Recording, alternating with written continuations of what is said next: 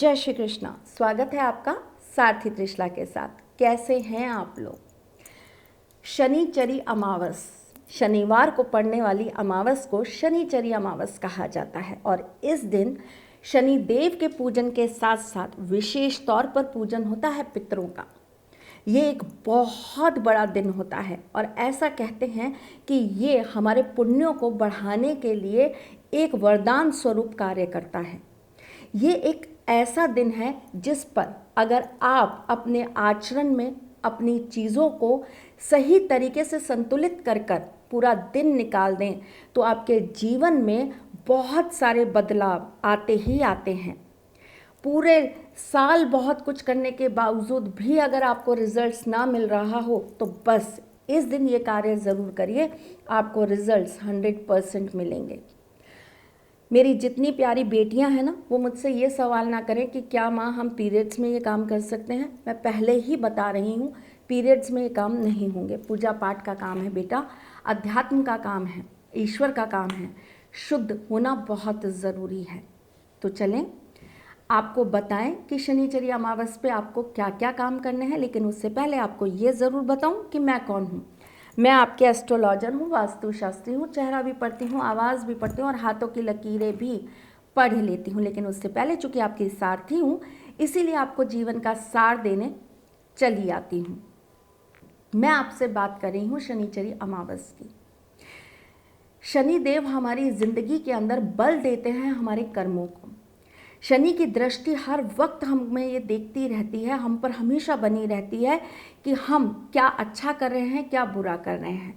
कलयुग के अंदर शनि बहुत सारी चीज़ों के मालिक हो गए हैं और शनि की वजह से ही हमारी ज़िंदगी की बहुत सारी चीज़ें सुचारू रूप से चल रही हैं। हमारा कर्म, हमारा विवेक, हमारी आत्मा, हमारा पुण्य कहीं ना कहीं शनिदेव के हाथ में है और इनका सीधा संबंध हमारे पितरों से भी होता है और अमावस का संबंध भी पितरों से होता है।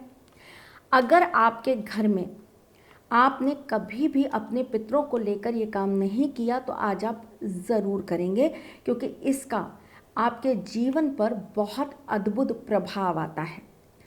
शुरू से शुरू करते हैं, सुबह से चालू करते हैं। शनिचरी अमावस को सूर्य देव को ग्रहण भी लग रहा है और इस ग्रहण के समय में सूर्य का पीड़ित होना कहीं ना कहीं कुछ ना कुछ तरीके से हमारे जीवन पर अंश भर भी सही प्रभाव तो डालेगा।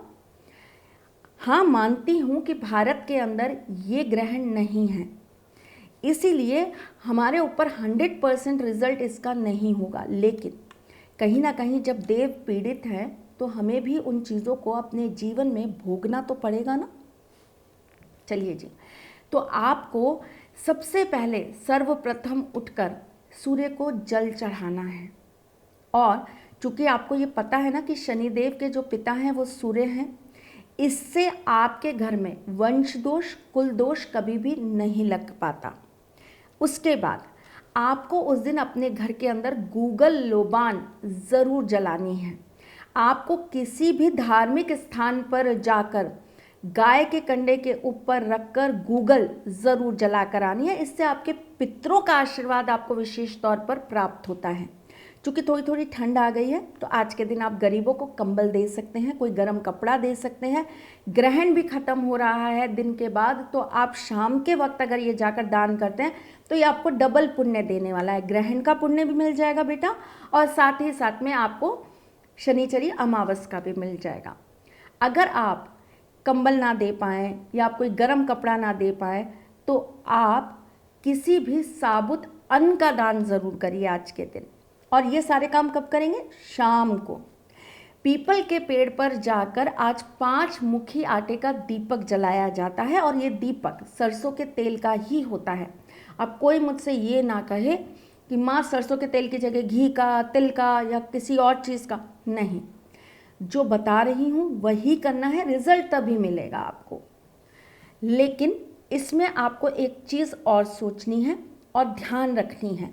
जब आप ये क्रिया करने जाएंगे तब पहले तो आप घर में किसी को ये चीज़ बताकर नहीं जाएंगे कि आप ये काम करने जा रहे हैं, यानी कि आप गुप्त रूप से करेंगे। दूसरा, आप उस दिन तेल नहीं खरीदेंगे, आप एक दिन पहले खरीद कर रख लीजिए, या फिर आप जितना तेल अगर उस दिन लेंगे तो आपको वहीं चढ़ा कर आना पड़ेगा पीपल पर, आप उसे घर पर वापस नहीं ला सकते। छोटी सी बातें हैं, ध्यान रखेंगे। काला कपड़ा पहनकर भी आप ये क्रिया करने नहीं जाएंगे। हो सके तो घर से नंगे पैर जाइए और नंगे पैर जाकर ये क्रिया करके आइए, आपको इसका बहुत अच्छा रिजल्ट मिलेगा। आज एक विशेष उपाय बता रही हूँ आपको। किसी भी हनुमान जी के मंदिर में चले जाइएगा शाम के वक्त 6 साढ़े 6 के बाद, और वहाँ पर जाकर आप एक उल्टा सातिया बना दीजिए। स्वास्तिक तो आपने हमेशा बनाया होगा सीधा, पर आज आपको बनाना है उल्टा सातिया। और किससे बनाएंगे? आप पीले वाले सिंदूर और चमेली के तेल को मिलाकर ये उल्टा सातिया बनाकर आएंगे, अपनी मनोकामना बोलकर आएंगे, और इसी साथी के ऊपर आप या तो बेसन का लड्डू या कोई भी मिठाई थोड़ी सी उसके ऊपर लगाकर छोड़ आएंगे और बोल कर आएंगे कि प्रभु जैसे ही मेरी इच्छा पूर्ण हो जाती है मैं आपके मंदिर में आके सीधा सतिया ज़रूर बना दूंगी। और ध्यान रखना, ये मनोकामना पूर्ण होने के बाद ये क्रिया कर लेना, वरना इसके बैड रिजल्ट्स भी आते हैं। हम जब भी ईश्वर से कोई भी चीज़ का प्रॉमिस करते हैं ना बेटा, हमें वो पूरा ज़रूर करना चाहिए। अगर हम नहीं करते हैं तो फिर दिक्कतें बढ़ जाती हैं। आज जो भी दीपक आप ईश्वर के समक्ष चढ़ाएं, यानी कि आप कोई मंदिर में जाकर दीपक जला रहे हैं या आज आप अपने घर के मंदिर में दीपक जला रहे हैं, तो उसमें आप 7 बार तिलक ज़रूर लगाएं, और वो तिलक सिंदूर का ही होगा और वही पीले सिंदूर का ही होगा।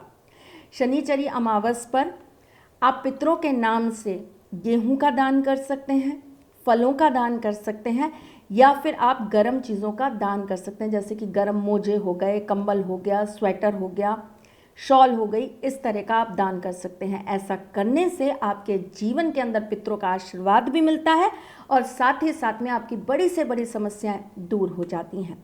घर में एक काम करना बिल्कुल मत भूलिएगा, अगर आपने अपने पितरों की फ़ोटो लगा रखी है, आपको पता है ना कहाँ लगाई जाती है पितरों की फ़ोटो? साउथ वॉल पर। नहीं है तो प्लीज़ सही कर लेना कल, ठीक है? साउथ वॉल पर जहाँ पर आपके पितरों की फ़ोटो लगी है उसके नीचे आप अगरबत्ती धूप बत्ती ज़रूर लगाएंगे, लेकिन वहाँ पर भी आप गूगल आज ज़रूर जलाएंगे। है तो छोटी छोटी चीज़ें, लेकिन अगर ज़िंदगी में करेंगे तो इसके बहुत अद्भुत रिजल्ट्स आपको प्राप्त होंगे।